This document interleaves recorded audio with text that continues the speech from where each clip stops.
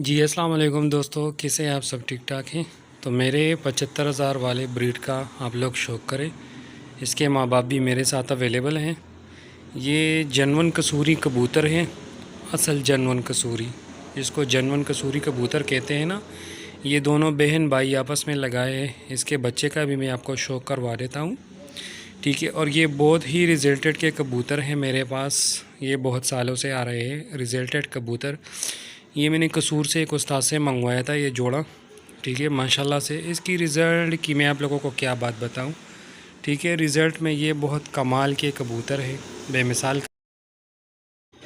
तो जो दोस्त चैनल पर नए हैं वो चैनल को लाजमी सब्सक्राइब करें, ठीक है। ये मेल है और फ़ीमेल का भी मैं आप लोगों को शो करवाऊँगा अगली वीडियो में, ठीक है। ये मेरे पास काफ़ी तादाद में है और बहुत ही अच्छे मतलब जेन्युइन कसूरी कबूतर है, ये आप देख सकते हैं, ठीक है।